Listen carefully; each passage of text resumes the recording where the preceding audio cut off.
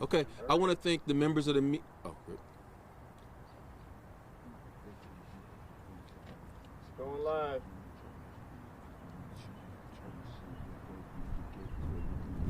I want to thank my friends in the media for coming in today as we demonstrate some of the issues regarding the finances of the city.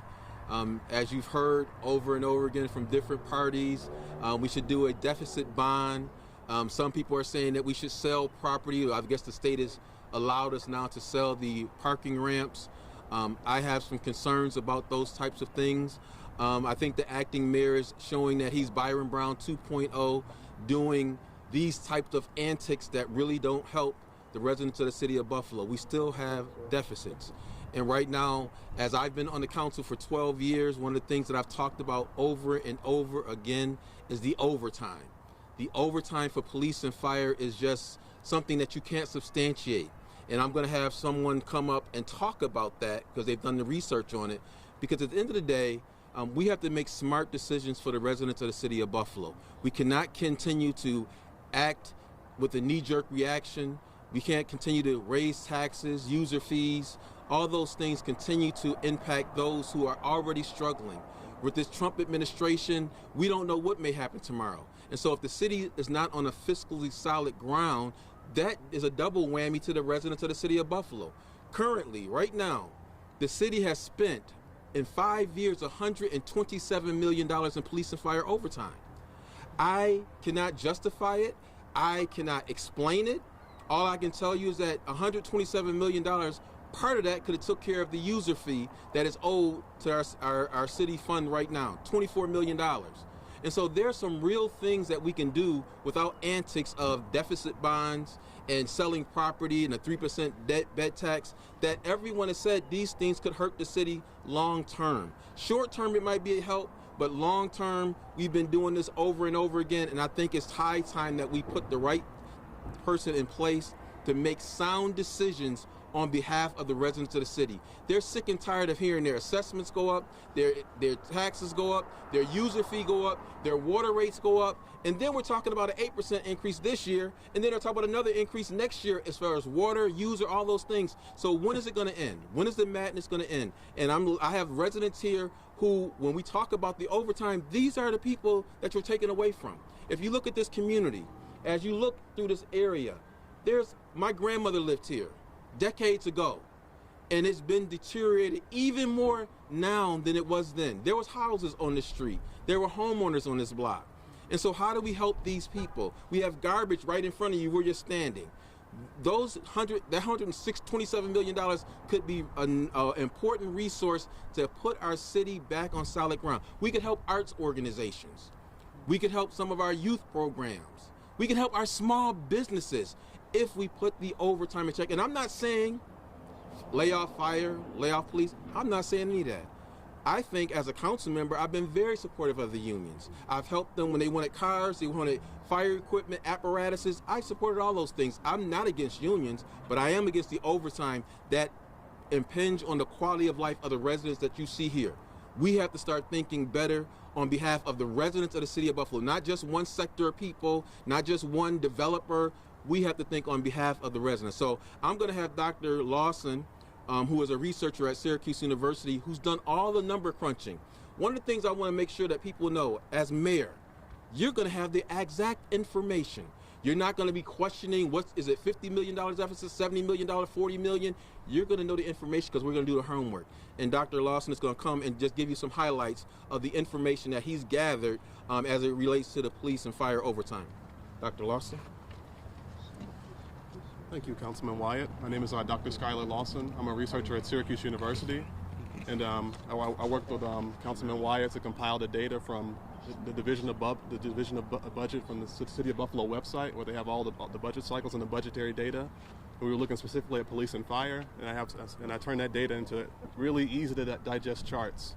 So as you can see here, this is the police and fire annual salaries, and it's starting from 2019 going all the way to 2024.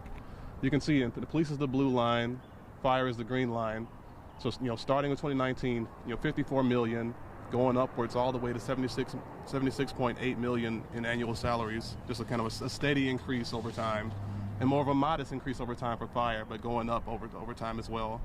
But the real thing that we're talking about though is police and fire overtime, and that's increased a lot. So again, same setup. Blue line is the police, green line is fire, and at the bottom we have the years, 2019 going to 2024.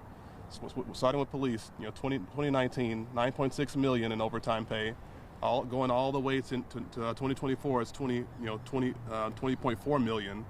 Same with fire, starting at 7.8 million in overtime, going all the way up to 12.8 million in overtime. And then just to provide more context for this, we wanted to look at sort of the work output. So here we have the fire department work program statistics. Yellow line is total emergency calls, green line is EMS responses, and then the blue line is responses to fire alarms. So these aren't going up the same rates as, say, the salaries and the overtime. These are remaining pretty steady over time with some pretty modest increases. And if you look at the police work programs, you'll see, for example, 911 calls, they have gone up a bit, going from 2019 to 2023. But as far as arrests, parking tags issued, and traffic summons, those are going down. And also, I have the crime statistics for the city, and just if you look at multiple crime statistics, particularly violent crime, it's been going down from 2019 to 2024. The only thing that's really been going up a little bit is the larceny, but non-violent crimes are largely down. You think based on overtime, these numbers would be going up over time, but it's going in the opposite direction. Something else of note, which is here, is we have some statistics about the pay of police and fire, and this comes from a website called See Through NY, where they have the salaries of City of Buffalo workers available. So the green represents people that this is for fire, and this is for employees that make 100,000 to 199,000 is in the green. Over 200,000 is in the yellow, and less than 100,000 is in the blue. So for fire, about 56% make less than 100,000. About 41% make over 100,000. We have a smaller segment here, about 2% that makes over 200,000. For police, it's more than half make over $100,000. And you have that smaller section here, about 2% that make over $200,000. To provide more context to that, the average income, according to U.S. Census, for a Buffalo resident is about $30,000, and the median household income of Buffalo residents is about $48,000, and that's according to U.S. Census data. So that's kind of a summary of the data we looked at and collected to give more context around how there may be other ways to actually address the budget issue in the city of Buffalo. So as you can hear, these are exceptional times right now, and as we talk and go back and forth as far as what we should do with the budget. And again, as council member, I've said over and over again, we got to address the overtime. I'm okay with police and fire making their salaries. They have salaries that, again, are above the median income as you start. But the overtime piece, which you cannot rationalize the overtime based on the statistics for fires are down, violent crimes are down. And at the end of the day, the highest paid person in the city of Buffalo, according to statistics, is a firefighter making $270,000 a year, and a police officer making $266,000 a year. Again, make it make sense for the residents of the city of Buffalo who are staring at another 8% increase in taxes. Again, we have to address this issue. So I'm asking my colleagues on the Common Council, as we continue to deliberate this budget, since there's this revenue possibly coming with the ramps, that again we don't have any information on. We don't know who's going to buy it for $40 million. We don't know what the bond rate is going to be. We don't know any of those details. But here I've showed you in clear form that you can go and validate. It's not just hearsay. You can validate what I'm putting forth, that we must address the overtime. And I think the controller in her budget response said that they want to review it, but I think we need to take action against it, because those are dollars that can be used in our neighborhoods, used in the arts programs, used for our youth, used to make help with our small businesses, because many of them are struggling. Just like the city, they're struggling. But if we don't manage our finances better, we cannot be able to help the city at large. We'll continue to have our hand out every year, begging the state, begging whoever will give us money to fix problems that internally I believe we can fix. So with that being said, I'll open it up for any questions. Yes, Dave. Good morning, Rick. Good morning. You said early in your remarks about the overtime, you can't justify it, you can't report it. I'm paraphrasing. Yeah. But as a council member for so long, didn't you vote for those budgets that included this? Well, Dave, last year, I didn't vote for the budget, and there's a number of times I didn't vote for the budget. Last year, I said that if we approve the budget for last year, we will be in the position that we're in right now.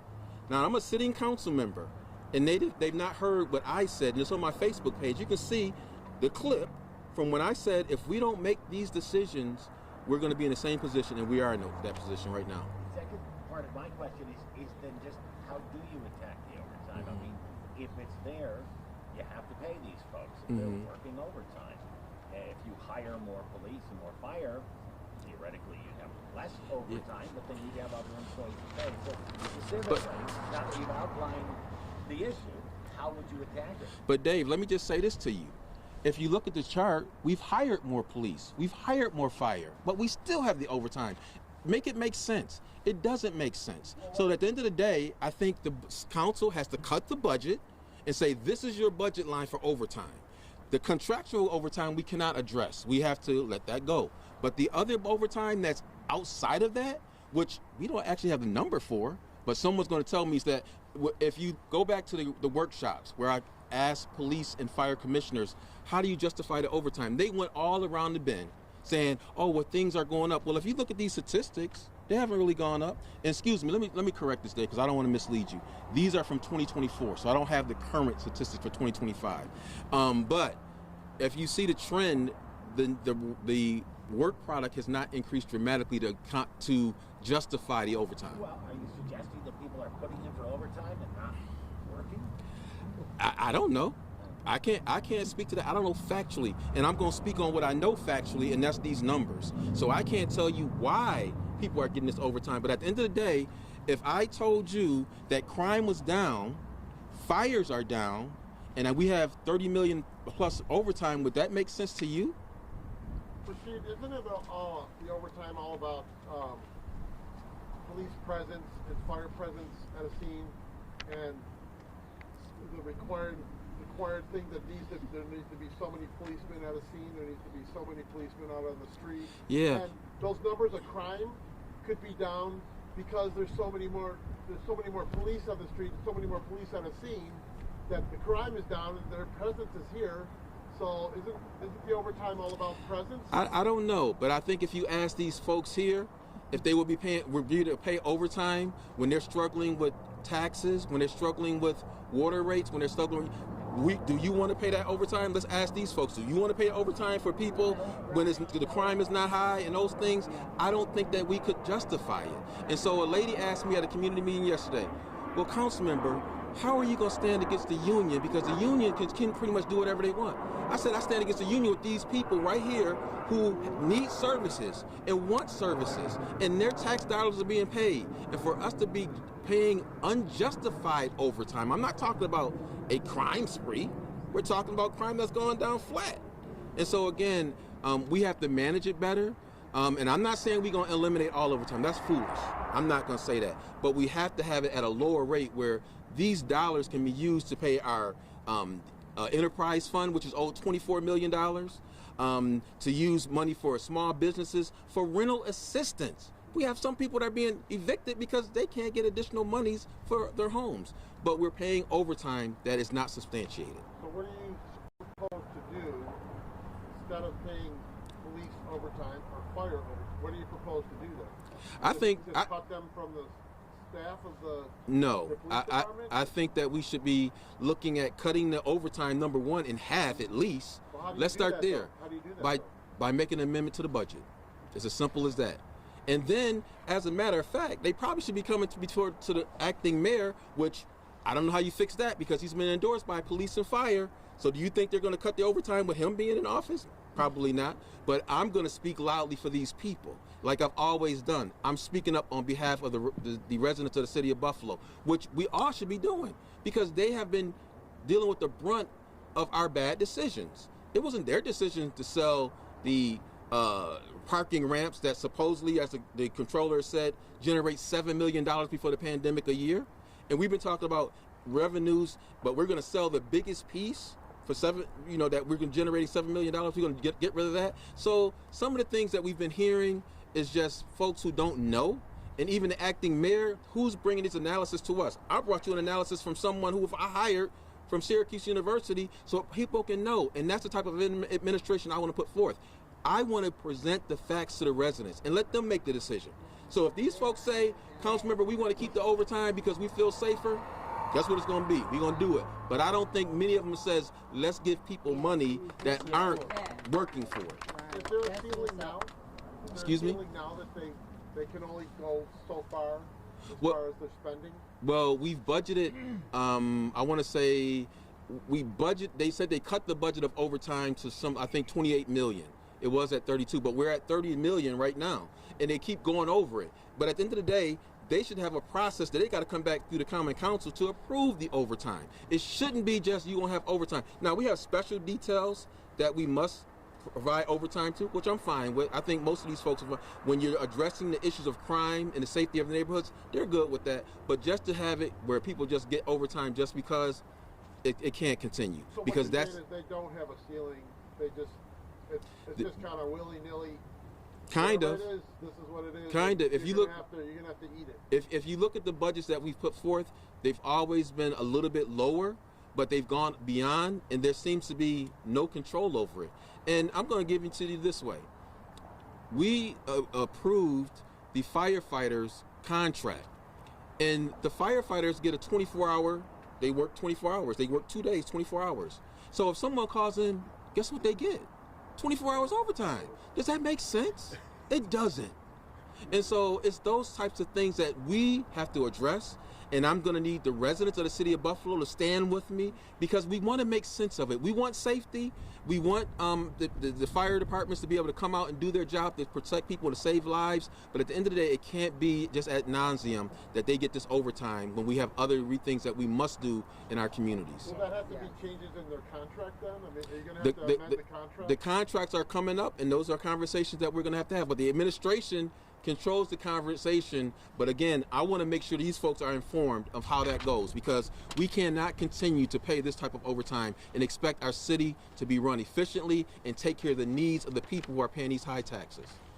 You mentioned how amendments to the budget would help other organizations like small businesses and, the general well-being of the city. What are your biggest priorities non-budget related? You said non-budget related? Now that's a good question. Because at the end of the day, my priority is these people's priority, and that's where it's going to be. I'm going to have conversation with them, say, what are your priorities? Because every district has a different priority. If you look in this side, on the east side, they want infill housing. Maybe in North Buffalo, it may be about parking. There's numerous issues, but at the end of the day, I'm going to be the type of mayor that's going to listen to those folks and determine how we move forward with the budget based on that. Because at the end of if we're not doing that, we're missing the boat. Because did anyone ask you if you wanted to sell the parking ramps? No. Did anyone ask you if you wanted a deficit bond? No. I think we have to have those conversations when these people have to deal with the brunt of how we pay for it. We pay taxpayers. So you think it'll be totally solved just by the financial situation in Buffalo will be totally solved by dealing with this overtime? No, I'm not going to say that's foolish. I'm not going to say it's totally solved, but the administration has a lot of big lines in their budget where they're paying communications people 6 figures.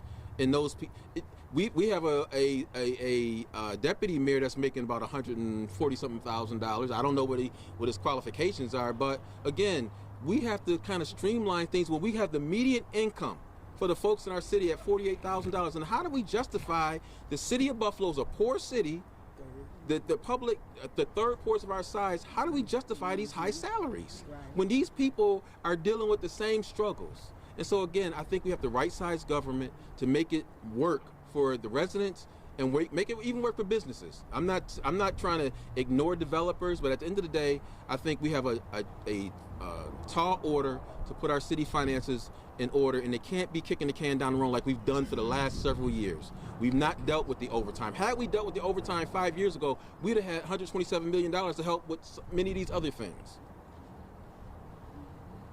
Anything else? All right, thank you all for coming.